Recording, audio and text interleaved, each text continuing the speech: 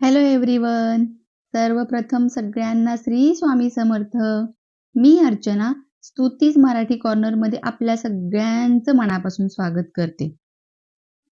आपल्या मनातील इच्छा पूर्ण होण्यासाठी आपण किती काय प्रयत्न करतो ना आपल्या मनासारखं होण्यासाठी.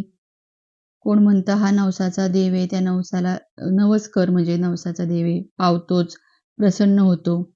तर आपण मनोभावे म्हणतो चला जाऊ दे आपण पण करून बघू. कोण म्हणतं या देवाला जाऊन या, हा उपाय करून बघा. म्हणजे मनामध्ये आपल्याला कुठं ना कुठंतरी असं वाटतं की आपल्याला सक्सेस मिळावा, आपल्या मनासारखं आपलं स्वप्न जे आहे ते पूर्ण व्हावं. तर आज मी तुम्हाला अशी एक गोष्ट सांगणार आहे जी केल्याने मनोवांछित इच्छा पूर्ण होण्यासाठी तुम्हाला मदत होणार आहे. शिळ्या चपातीवर लिहा असा एक नंबर आजचा आपला विषय असणार आहे. तसं तर म्हटलं जातं शास्त्रामध्ये की दिवसाचा पहिला घास गाईला आणि सगळ्यात शेवटचा घास कुत्र्याला द्यावा. जीवनात काहीच कष्ट राहणार नाहीत. खूप आपण बघतो ज्योतिषे सांगतात ज्योतिषे उपाय. पण आता तुम्ही सांगा, गाई गोमातेचं दर्शन होणं आता कठीणच झालंय आपल्याला शहरामध्ये. तर रोज घास कसा काढणार, रोज कशी आपण चपाती देणार, हा प्रश्नच आहे. परत जरी कुठं कुणाचा गाईचा गोठा असेल तरी ते तिथं देऊन देत नाहीत की बाबा जनावराला काही त्रास होतो म्हणून. बरोबर आहे त्यांचं पण. तर एक छोटीशी गोष्ट सांगते, ती तुम्ही करा रोज. ठीक आहे. चपाती जेव्हा आपण बनवतो बघा, तेव्हा ना एकदम छोटीशी गोळी घ्यायची म्हणजे पिठाची शेंगदाणे एवढी. ती घेऊन बोटावर अशी थोडीशी गोल थापून ती पहिल्यांदा तव्यावर टाकायची.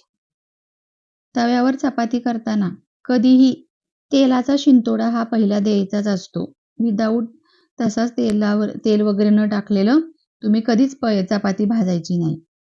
नंतर थोडंसं तेल शिंपडलं की ही एक रोटी पहिली भाजून घ्या, साईडला घ्या.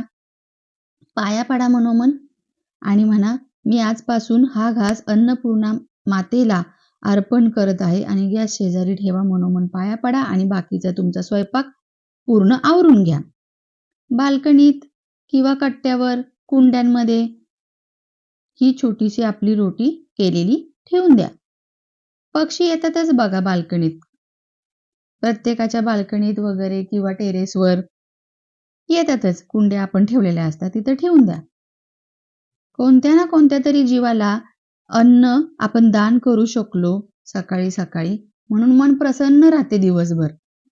अन्नपूर्णा मातेचा आशीर्वाद मिळतो, सोबतच गोमातेचा पण आशीर्वाद मिळतो, कारण शास्त्रानुसार आपण पहिला घास गाईला काढला, बरोबर.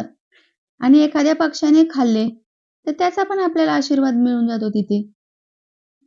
असं म्हणतात की सलग 40 दिवस जर कबुतरांना तुम्ही ज्वार खायला घातली तर आपल्या इच्छा परिपूर्णत्वाला जातातच. आपण 11 शनिवार पनीरचे तुकडे जर कावळ्यांना खायला घातले सलग 11 शनिवार तर तुम्ही जीवनातले सगळे कष्ट दूर करू शकता या उपायाने.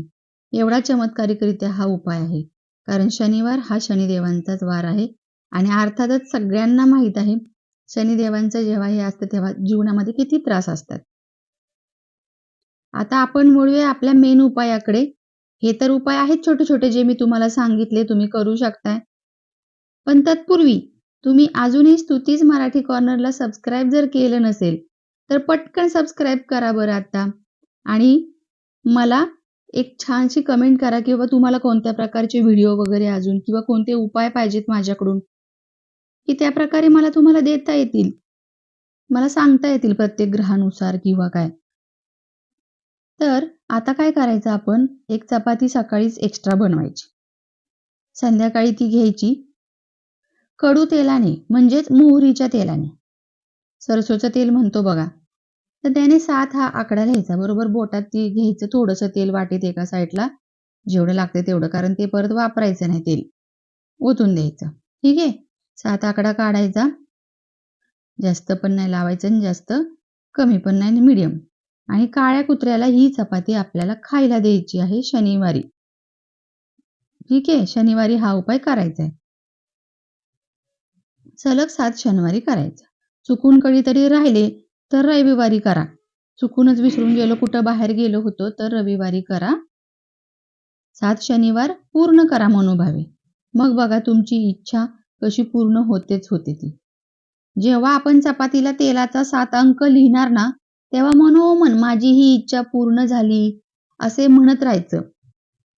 मग ती कोणाची इच्छा जॉबची असू शकते, कोणाची गाडी घेण्याची असू शकते, कोणाची घर घेण्याची असू शकते.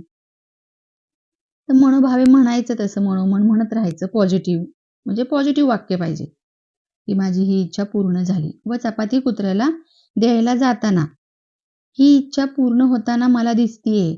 या इच्छा पूर्ण होताना जे मार्गातल्या अडचणी आहेत, ज्या अडीअडचणी आहेत त्या सगळ्या नष्ट झाल्यात आणि माझा मार्ग मोकळा झालाय.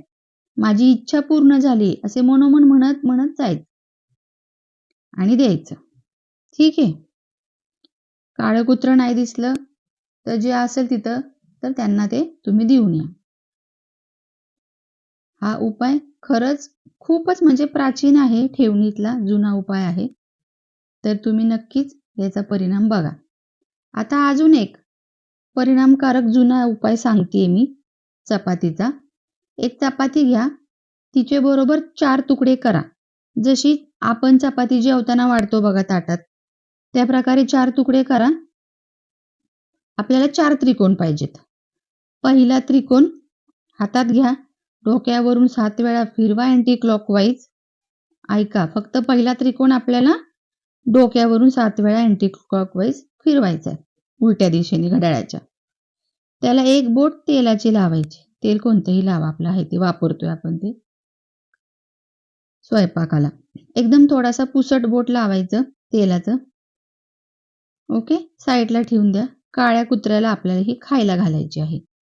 आता काळं कुत्रं नाही मिळालं तर कोणत्या कलरचं असते त्यांना द्या. मी तुम्हाला मगाशी सांगितलं. कारण या उपायामध्ये मी बऱ्याच वेळा बघितले, रोज असणारी कुत्री पण आहेत ना, दिसत नाहीत त्या दिवशी, नेमकी गायबच होतात कुठे. आता तो तुकडा जो आपण त्याला दिलाय तो खाईल किंवा नाही खाणार, किंवा वास घेऊन निघून जाईल, किंवा बघणार पण नाही, किंवा एक थोडासा तुकडा खाईल आणि निघून जाईल. आता ह्याचं काही टेन्शन घेऊ नका तुम्ही की असं का झालं, का नाही खाल्लं. ह्याच्यावरूनच कळतं की आपल्या ग्रहाचे निगेटिव्ह परिणाम आपल्यावरती किती होतोय त्या ग्रहांचा. आले लक्षात? हळूहळू ते क्लिअर होत जाईल आपण उपाय जेव्हा जसे ते करणार तसं. दुसरा तुकडा जो आहे, दुसरा त्रिकोण, तो आपल्याला कावळ्यांना द्यायचा आहे. आता कावळे कुठं काय असं म्हणत बसू नका, कारण आपण बाल्कनीत वगैरे ते उपाय करू शकतो. किंवा सकाळी सकाळी भरपूर कावळे येतात एखाद्या झाडाच्या ठिकाणी, तो पण उपाय आपल्याला करता येईल. दुधाचे बोट लावायचे त्याला आणि तो द्यायचा तुकडा दुसरा. ठीक आहे. आता मी जे हे सांगतेय ना, हे 4 त्रिकोणचं उपाय, ते सगळं एका व्यवस्थित ह्याच्यावरती करून घ्या, पिशवीमध्ये किंवा कागदामध्ये एकावेळेस. आणि जे जे आहे ते प्रत्येक ठिकाणी द्या. साधारणतः मला वाटतं एक 5 मिनिटं लागतात रोटी ती तुकडा जो घेऊन करायला. आणि पटकन बघून ठेवायचं अगोदर, कुठं बाबा आपलं काय आहे, कावळ्यासाठी, कुत्र्यासाठी, मी जे सांगते त्या सगळ्या गोष्टींसाठी, झाड वगैरे. मग आपल्याला टेन्शन नाही. ठीक आहे. पण मनोभावे करायचा निर्णय घ्यायचा. तिसरा त्रिकोण आपल्याला मुंग्यांना द्यायचा आहे. त्याचं बारीक बारीक चुरा करायचा, एक थेंब तूप टाकायचं. जिथे झाडं आहेत ना, तिथं कच्चा रस्ता वगैरे असतं बघा, गवत वगैरे, तिथं ठेवून द्यायचं. चौथा त्रिकोण आहे, त्यावर दूध लावायचं थोडंसं आणि 2-4 कण साखरेचे टाका. पिंपळाच्या झाडाखाली ठेवून या. त्या अज्ञान शक्तींसाठी. कुठल्या अज्ञान शक्तींसाठी? जे आपल्याला दिसत नाहीत पण आजूबाजूला असतात, त्रास देतात, तुम्ही समजू पण शकणार नाहीत, अशा शक्ती असतात त्या. त्यांना भोग द्यायचा आहे आपल्याला, तृप्त करायचं आहे. ओके. जेव्हापासून तुम्ही हा उपाय सुरू करताल ना, मनामध्ये एकदम स्थिरता, शांतता जाणवू लागते तुम्हाला. आपोआप मनामध्ये कळून येतं आपल्याला. कामामध्ये आळस, चिडचिड जी होत होती, काम करताना कोणतंही मन लागत नव्हतं, ते सगळं निघून जाईल. हळूहळू इंटरेस्ट वाटेल. आपण जॉबला जाताना पण बघा असं होतं. तर ते सगळं निघून जायला लागेल, हळूहळू तुम्हाला जाणवेल. आता जेव्हा आपण ह्या मुक्या जनावरांना हे दान देतो, त्यांना मागता येत नसतं. तेव्हा त्यांची मिळणारी जी दुवा आहे ती लाखात एक आहे. लाखात एक काम करते ही दुवा. लक्षात ठेवा. म्हणूनच हा उपाय तुम्हाला सगळ्यांना करायचा आहे. माझी रिक्वेस्ट आहे तुमच्या सगळ्यांना की हा उपाय तुम्ही नक्कीच करून बघा, अनुभव कसा येतो तो. काय करायचं, मुलांना वगैरे शाळेत पाठवताना आपण हे घेऊन जाऊ शकतो की शाळेतनं सोडवून आलोय, झाड बघितले. काही नाही, पिंपळाच्या झाडाखाली फक्त हळूच ठेवायचंय खाली. कुत्रं तिथं आसपास दिसेल तिथं ठेवून द्यायचं. कावळ्याला तर द्यायचे तर आपण तिथं चुरा करून तो कावळ्यांना आपल्या बाल्कनीतच देऊ शकतो. मुंग्यांना पटकन झाडाखाली चुरा करून ठेवून द्यायचा. आता पिंपळाच्या झाडाखाली दुसरं ठेवायचा तुकडा, चौथा. त्यामुळे दुसऱ्या झाडाखाली किंवा कच्च्या रस्त्यावर मुंग्यांना ते चपातीचं चुराचं सांगितलं ते देऊन या. ठीक आहे. आता आपण चपाती तर करतोच पटकन. सगळ्यांना डबा वगैरे असतो. त्यातच पटकन दुसऱ्या चपातीचे 4 तुकडे करून पटापट साईडला ठेवायचं आणि जिथल्या तिथं सगळं झालं की हा उपाय करायचा. आता काही कसे जॉबला जाणाऱ्या वगैरे लेडीज आहेत, आपल्या वर्किंग वुमन्स आहेत, ताई आहेत, तर त्यांच्यासाठी थोडीशी अगोदरच ही वेळ तुम्हाला करून बघावी लागेल कुठं कसं जम बसतोय. किंवा तुमच्या मिस्टरांजवळ जरी तुम्ही हे दिलं प्रत्येक ह्याच्यात लिहून पटकन म्हणजे असं पॅकेटमध्ये तरी चालेल. त्यांना नसेल करायचा इंटरेस्ट तर तुम्ही करा. ठीक आहे. सूर्यास्ताच्या आधी दिवसभरात रविवारपासून चालू करायचं. सुट्टीच्या दिवशी चालू करा रविवारपासून. बघून या कुठं कुठं काय आहे ठिकाण. एकाच ठिकाणी पटकन आपल्याला असा कोणता तरी एरिया. ठीक आहे, आपण काही हे करत नाही, एखाद्याला अन्नदानच देतोय. तसा तर हा उपाय सलग 43 दिवस करायचा प्रावधान आहे. हे प्रावधान जे आहे ते शास्त्रामध्ये आहे. पण 21 दिवस कमीत कमी करा असं शास्त्र सांगतं. आता वेळच नाहीये घरात, कुणी नाहीये, तर जाता जाता ठेवून जा, सलग 7 दिवस करा. एखादा गॅप झाला, 2 गॅप झाले तर परत पुन्हा 7 दिवस. पण ते करा. बघा, 7 दिवस केल्यावरच तुम्हाला जाणवेल की असं वाटेल बाबा आपण अजून करावं. कारण मनाला कुठे ना कुठेतरी एक समाधान वाटतं की कोणाला तरी आपण अन्नदान दिलं, ते मनातल्या मनातच समाधान वाटतं. ज्या ठिकाणी तुम्ही हा प्रसाद ठेवून येताय एखाद्याच्या म्हणजे एखाद्याच्या तुम्ही भूक भागवताय, कळत नकळत तुम्ही तुमच्या 9 ग्रहांना मजबूत करण्याचं काम करताय. 9 ग्रहांना मजबूत करण्यासाठी थोडंसं जर आपण एफर्ट घेतलं तर काही हरकत नाहीये.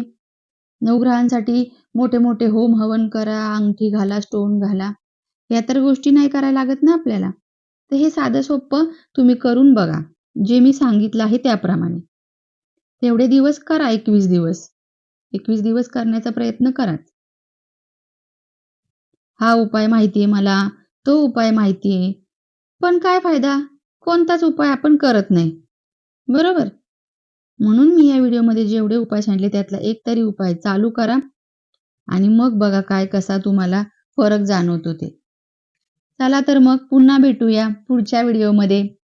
आणि हो, मला तुम्ही कमेंट करून सांगा बरं का नक्की, की तुम्हाला कोणत्या कोणत्या विषयांवर उपायांची गरज आहे. तुम्हाला नेमकं काय म्हणजे सध्या प्रॉब्लेम्स आहेत. म्हणजे मला त्या प्रकारे तुम्हाला ग्रहानुसार किंवा अजून कोणत्या गोष्टींनुसार उपाय करायला सांगता येतील. चला तर मग नक्कीच कमेंट करा. मी वाट बघते तुमच्या कमेंटची. तोपर्यंत सर्वांना श्री स्वामी समर्थ.